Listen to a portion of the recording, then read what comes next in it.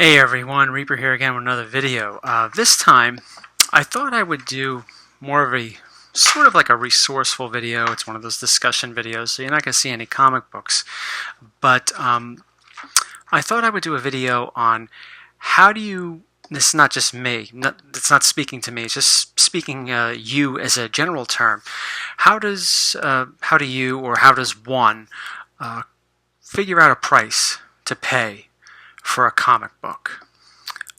I briefly mentioned this topic, talked about it a little bit in past videos, but I figured I'd just dedicate this whole video to this specific topic. So, okay, let's say you're interested in buying an Amazing Spider-Man 129 or an Incredible Hulk 181. Like, I know Dr. Von Schiller is always trying to get a Hulk 181. But let's just say you're trying to find one of those books, and you say, well, geez, how much should I spend on it? How much does this book go for? Well, basically in this video I will talk in brief on how to prepare yourself, or how to find a good price. How do you price a book like that? Today there are so many resources to try to figure out what a comic book will go for, so you can be prepared to jump on it, to strike like a cobra, like Nick does, whenever you see something come your way, whether it's online, whether it's at a con, whether it's at your store, wherever you find these things. So I'm going to talk a little bit about that, okay? Now, when I first started collecting, and people before me, I started first collecting in the 1990s. For me, this is just my experience, the way I would try to figure out how much a book was worth. I see, Incredible Hulk 181, that's the first appearance of Wolverine. Sure, I want to get that. I like Wolverine. I'm a big X-Men fan. But how much is it? When I go to that con another month from now or 2 months from now at the Raritan Hotel or the Sheraton Hotel or whatever, how much money should I have? Am I really in the ballpark? Do I have a stand a chance? Well, how I figured some of this stuff out was I got the Wizard magazine. Now, I know some people may say the Wizard magazine, that was an unreliable source for prices, and you're probably right. But that's how I got an idea of how much something most likely would go for. And honestly, I used this method back then, and it worked pretty well for me. Okay? When I looked at the Wizard magazine came out every month. And it would talk about comics, top 10 artists, top 10 writers, and on the back it would have a quasi price guide for books. And they were fairly accurate, I thought, at least, from my experiences going to cons and looking at prices after checking the price guides in the Wizard. So I used the Wizard magazine. I would look at Amazing Spider-Man 129, I would see that it was about $150, $250, so I knew that that's how much I was probably going to spend, or at least that was the ballpark money that I was going to spend. So, for instance, if I went to a con next month, I knew that it was going to cost more than $20. I knew that, this book is going to be expensive, so I may not want to go to a con for a little while, build up my money, and then when I go, and maybe try to wheel and deal with some of these dealers, they're selling it for $200, maybe I could get them down to $150, but I would have the money. I would have the money to make that deal, instead of going there, I have no idea these things cost that much. That's how I used to do it back in the day. Guys that were collecting decades before me, I don't know how they did it. I assume word of mouth. I assume going to cons. I assume price guides. The Overstreet guide was another one. There's another guide I know called Heroes Illustrated. I think it was called Heroes Illustrated or something to that effect. They also had a quasi-price guide in it. I wasn't that impressed with Heroes Illustrated or Hero Magazine or whatever it was called. I didn't think the articles were that good. And so forth and so on. So I just stuck with Wizard. But it was another option out there, another option. You would buy this, the guide would come out every month, so you had an idea what went up, what went down, what stayed the same, what was hot, what was the spec book back then, and so forth. But the Overstreet was out too. The Overstreet, I believe, started coming out in 1970.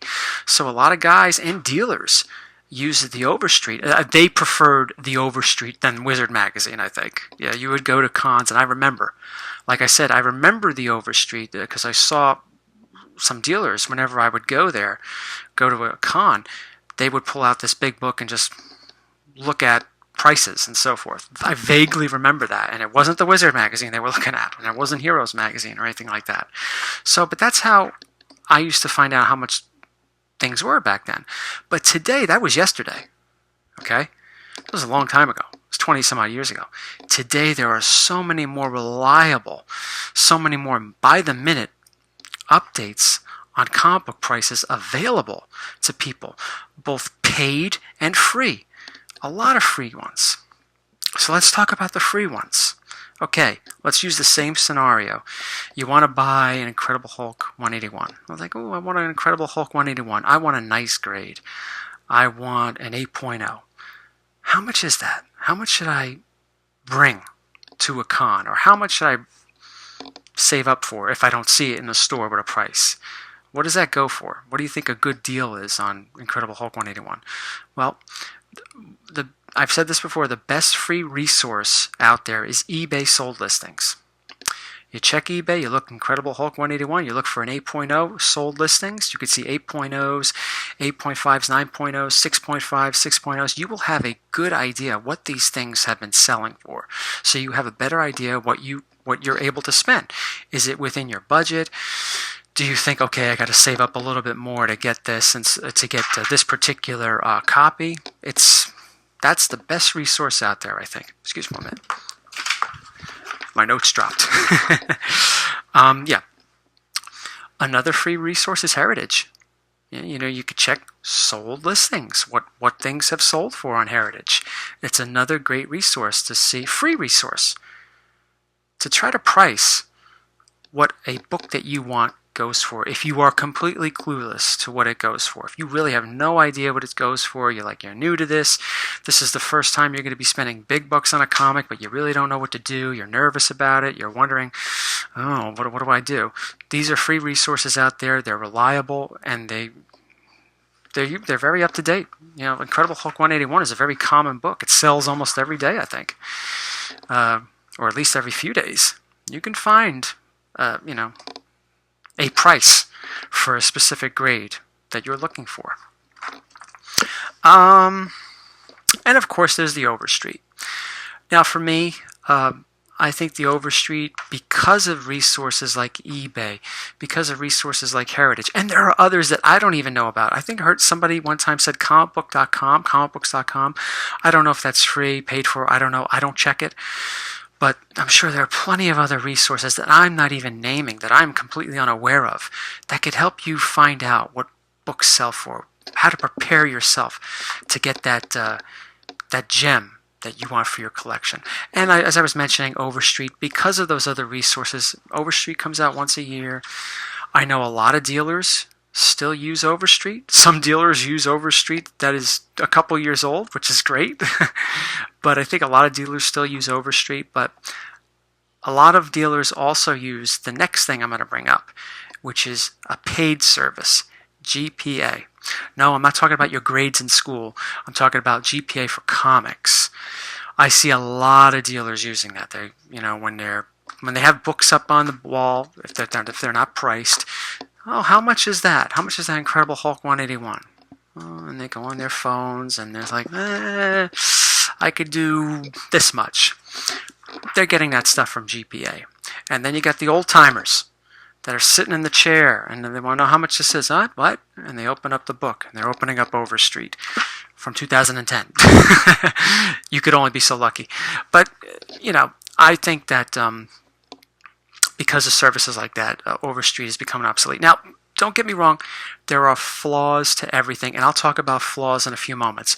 But I sort of already brought up the next topic that I wanted to talk about, which was GPA, the paid service. Now, I don't know if there are any other paid services. I never went looking for other paid services, but I think GPA is the most popular and is fairly accurate, is the most accurate, I think.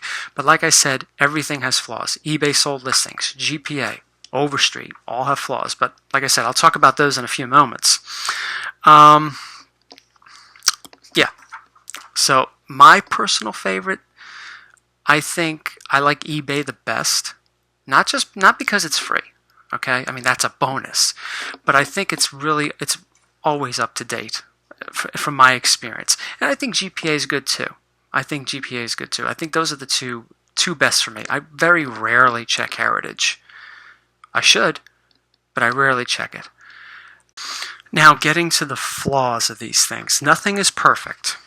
Okay? Nothing is perfect. eBay's not perfect. Overstreet's not perfect. GPA is not perfect. There are times when a book will sell on eBay and the buyer backs out. So that book did not sell for X amount of dollars. So that tends to screw things up. But those flaws are not a big deal. You can really see past them. There are plenty of other examples on books that have sold, and you'll have a good idea no matter what, even with the flaws. Good idea what a book sells for. The thing about GPA that I find, that's the reason why I find eBay more, well, eBay has this flaw too. Sometimes if you're looking for those rare books, like those Golden Age books that are rare or hard to find, that just don't sell or just don't come up in auction or for sale that much.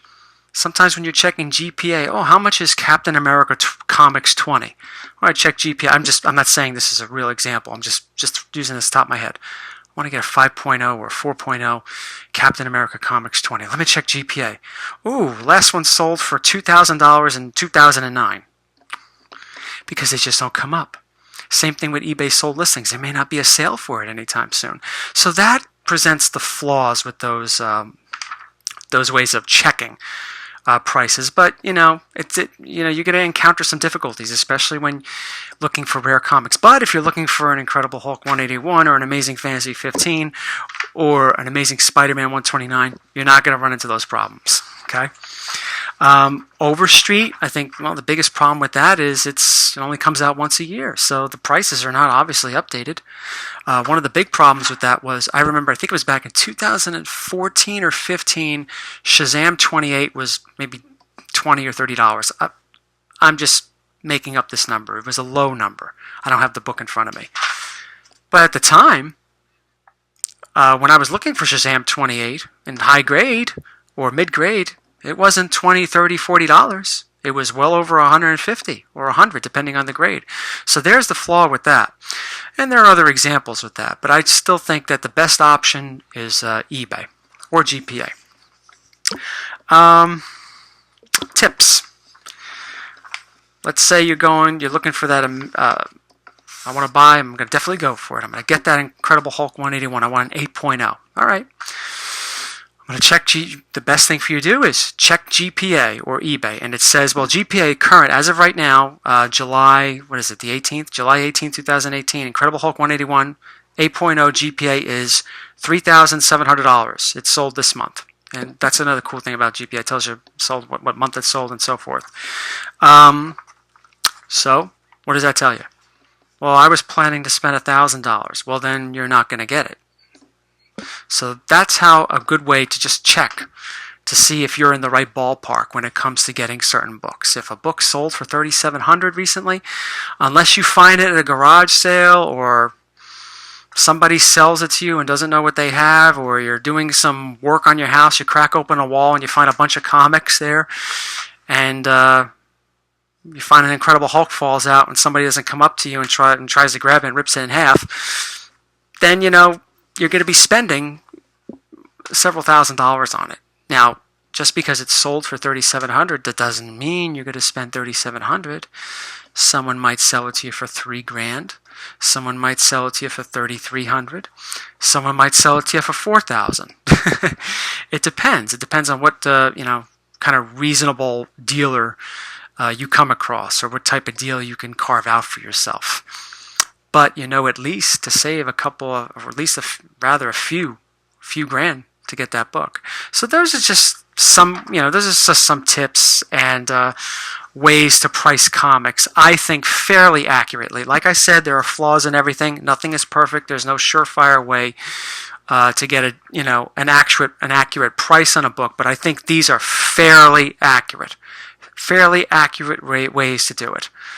And there's just so many more options open to us today than there were 20, 30 years ago. I think it's very easy. And, everything I said here today is it's nothing you haven't heard before. But I just figured I'd make a quick video about it just to reiterate, different ways that you could find those books that you really want and gems. Because I think we all try to figure out how much is this going to cost me? Oh, what grade am I going to get? No, these sort of things help you. These sort of things help you out a lot.